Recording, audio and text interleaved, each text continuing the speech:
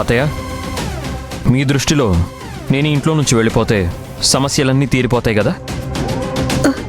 అది కాదు అల్లుడు గారు,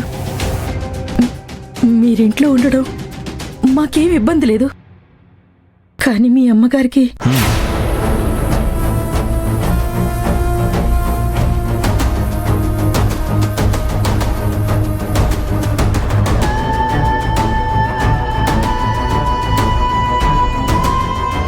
ఇక మీద నేను ఇంట్లో ఉండట్లేదు.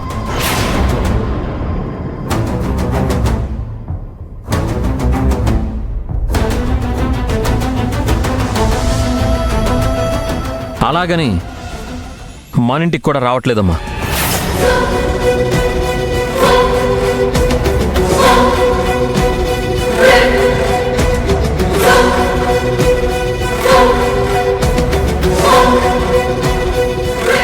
ఇక మీదటి నుంచి నేను లక్ష్మి వేరే ఇంట్లో ఉండబోతున్నాం.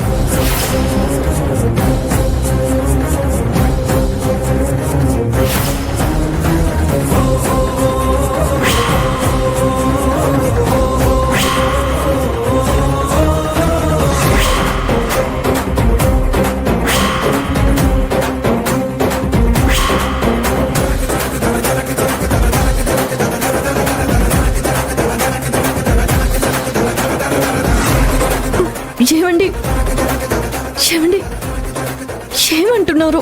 దయచేసి ఏదేదో మాట్లాడకండి. ముందు మీరు ఓర్పుగా ఉండండి. నేను ఓర్పుతోనే ఉన్నాను లక్ష్మి. ఇక్కడ జరుగుతున్న సమస్యకి ఇదే మంచి పరిష్కారం.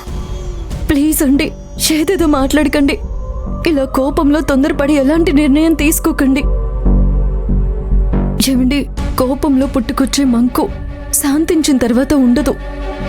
ప్లీజ్ అండి, అర్థం చేసుకోండి. అర్థం చేసుకోవాల్సింది నువ్వు లక్ష్మి.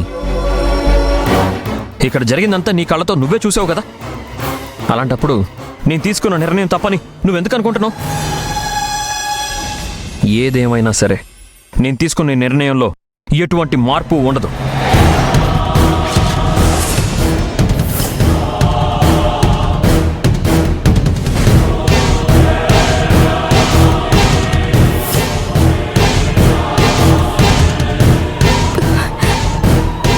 ఏమండి, ఇంత తొందరపాటు మంచిది కాదు. ఒక్కసారి మనసు విరిగితే మళ్ళీ అతకడం కష్టం.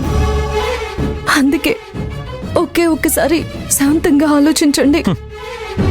ఇప్పుడు కొత్తగా వినడాలు ఎక్కడున్నట్టు? ఏ రోజైతే అమ్మ నిన్ను నన్ను బయటికి తరిమేసిందో ఆ రోజే నా మనసు ముక్కలైపోయింది. ఇప్పుడు అది అతుక్కుంటుందా చెప్పు?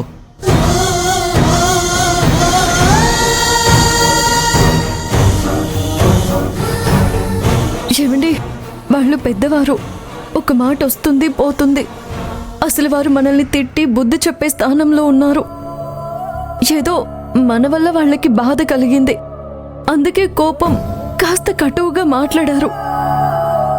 మీరు దాన్ని ఇంత పెద్దది చేయడం కరెక్ట్ కాదండి. సరే, నువ్వు అన్నదే కరెక్ట్ అనుకుందాం.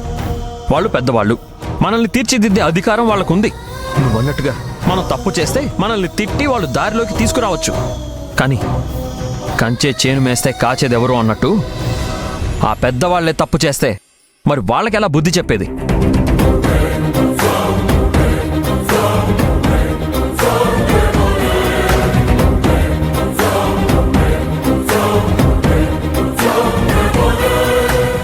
ఏమండి, అలా కాదండి. మీరు ఒకసారి నేను చెప్పే. లేదు లక్ష్మి, నేను నిర్ణయం తీసుకున్నాను. అందులో ఏ మార్పు ఉండదు. హరి, మనకిక వీళ్ళెవ్వరితోనూ అవసరం లేదు. మన వల్లే వీళ్ళందరికీ ఇబ్బంది అవుతున్నప్పుడు మనం ఇక్కడ ఉండడంలో అర్థం లేదు లక్ష్మి.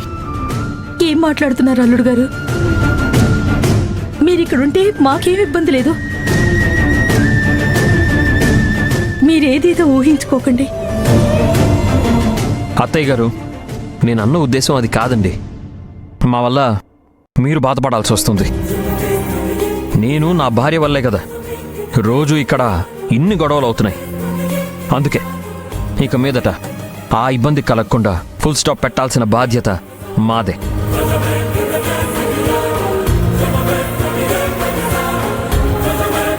అంటే అంటే ఏంట్రా నీ ఉద్దేశం? ఆ మాటలకు అర్థం ఏంటి?